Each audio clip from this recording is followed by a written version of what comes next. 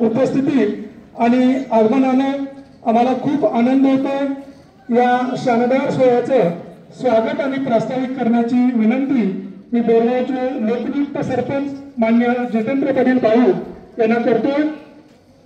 कार्यक्रमाचे स्वागत व प्रास्ताविक।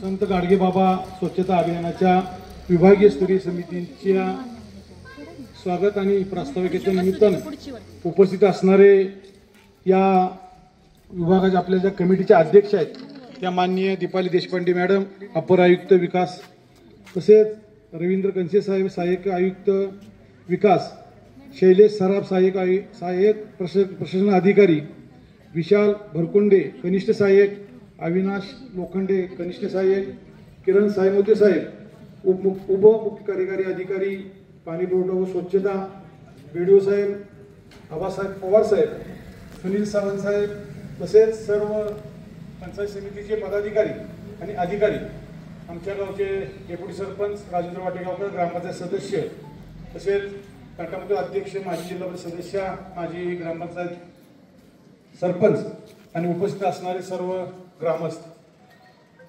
ग्रामपंचायतच्या संत गाडगेबाबा अभियानामध्ये भाग घेत असताना की लहान गावाची आणि मोठ्या गावाची तुलना होत असताना सुद्धा सायमोते साहेबांनी आणि बीडीओ साहेबांनी आम्हाला आग्रहाने याच्यामध्ये भाग घ्यावा लागला। कारण जवळजवळ 13,000 लोक वस्ती असणारं मोठं गाव आहे आणि 10 किलोमीटरमध्ये पसरलेल्या मोठ्या गावामध्ये काम करत असताना अनेक अडचणी असताना सुद्धा त्या वरिष्ठांच्या मार्गदर्शनामध्ये काम करत असताना आम्ही ग्रामपंचायतचं कामकाज करत असताना यापूर्वी भाग 1919चा कोविडचा भाग असेल, हागंदरी मुक्त गाव आम्ही त्या काळामध्ये केलं।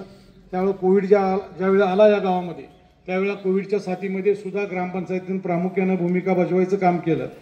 त्या गावामध्ये संकट महापुरामध्ये सातत्यानं हे गाव जातं, कृष्णा काठाचं नदीकाठचं गाव आहे आणि तसं 76चा पूर आणखीन आज अखेर सातत्यानं पुरामध्ये बाधित होणारं गाव आहे।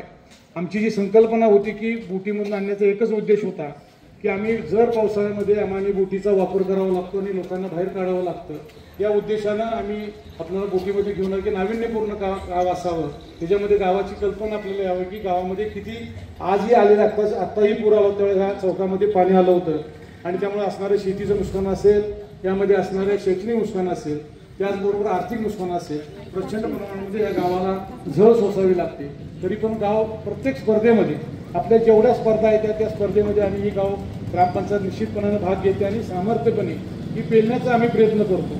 आमचा उद्देश बक्षीस मिळवणं हा मुळातच नाही, आम्हाला या गावाला सवय लागली पाहिजे, स्वच्छतेची सवय लागली पाहिजे।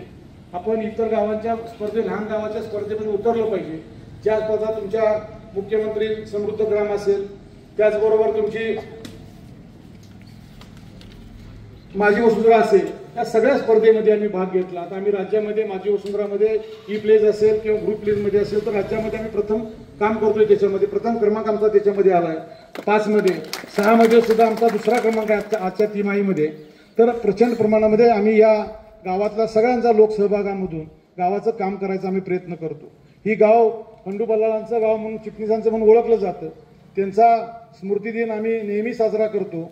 19 सप्टेंबर 1726 मध्ये त्यांचा स्मृती दिन त्यांचा झाला। त्या काळामध्ये छत्रपती संभाजी महाराजांच्या विश्वास सहकार्य म्हणून त्यांनी काम केलं, त्यांचा अंगरक्षकाची भूमिका त्यांनी बजावली। तसंच पुढच्या स्वराज्याचा सल्लागार म्हणून त्यांनी काम केलं। गोव्याच्या जुये बेटा जेव्हा संभाजी महाराज पृथ्वीच्या मोठ्या जोशानं चालून गेले असताना त्यावेळी महाराजांचा घोडा नदीमध्ये अडलेल्या पुरामध्ये पोहायला लागला, त्यावेळी खंडोबाला चिटणीसांनी पुण्यात पाण्यामध्ये स्वतःला झुकवून देऊन संभाजी महाराजांच्या घोड्याचं सुखरूप बाहेर काढलं।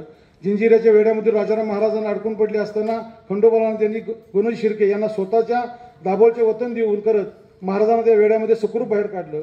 हा इतिहास आमच्या गावामध्ये आहे। त्याचबरोबर आमच्या गावामध्ये म्हणजे स्वातंत्र्यपूर्वी सुद्धा 2 आमदार होऊन गेले, जे आत्माराम बापू म्हणून ज्यांनी स्वातंत्र्याच्या पूर्वीमध्ये खंडाळा ते वारणा असा एवढा मोठा मतदारसंघ त्या काळामध्ये होता। त्या काळामध्ये ते आमदार होते। नंतरच्या काळामध्ये 1959 ते 63 या काळामध्ये त्यांनी आमदार घोषवलं।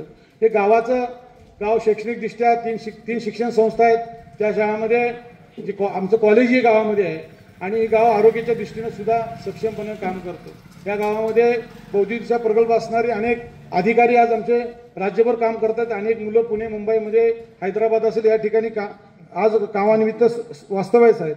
आणि बोरगाव हे नदीकाठचं गाव असताना सुद्धा गावातील लोकांची भावना आज आपण प्रत्येक स्पर्धेमध्ये भाग घेतला पाहिजे आणि भाग घेत असताना आपण तेवढ्या तळमळीनं गावामध्ये स्वच्छता असेल, आरोग्य असेल, शैक्षणिक असेल, ज्या गोष्टी शासनाच्या आधारभूत आहेत त्या सगळ्या करायचा प्रयत्न करतो।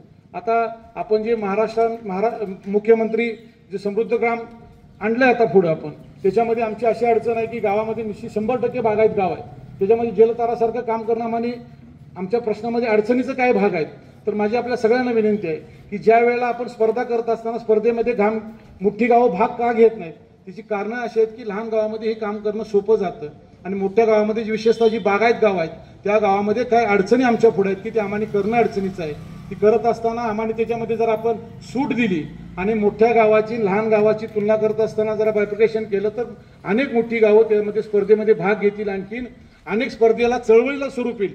बक्षीस हा त्याच्यामधला कन्सेप्ट नाही, चळवळ हा त्याच्यामधला मूळ हेतू आहे आणि लोक चळवळ उभा राहिली पाहिजे ही भावना सगळ्यांच्या मनामध्ये जागृत ज्या दिवशी होईल की ज्यावेळेला जसं माझी वसुंधरामध्ये लोकसंख्येच्या आधारावर आपण चळवळ केली, जशी स्पर्धा घेतली तशी स्पर्धा जर अनेक ठिकाणी आपण जर ती स्पर्धा तशी आणली तर निश्चितपणानं लोक चळवळ या देशामध्ये उभा राहिली पाहिजे, राज्यामध्ये उभा राहिली पाहिजे। आणि आपण जो देश आपल्याला 1947चा घडवायचा 2047चा घडवायचा आहे तो देश आपण 2030 मध्ये घडविण्यासाठी आपण सगळ्यांनी मिळून प्रयत्न करूया। मी आशावादी राहतो। आपण आला, आम्ही आपलं मनापासून मी स्वागत करतो, थांबतो। जय हिंद, जय महाराष्ट्र।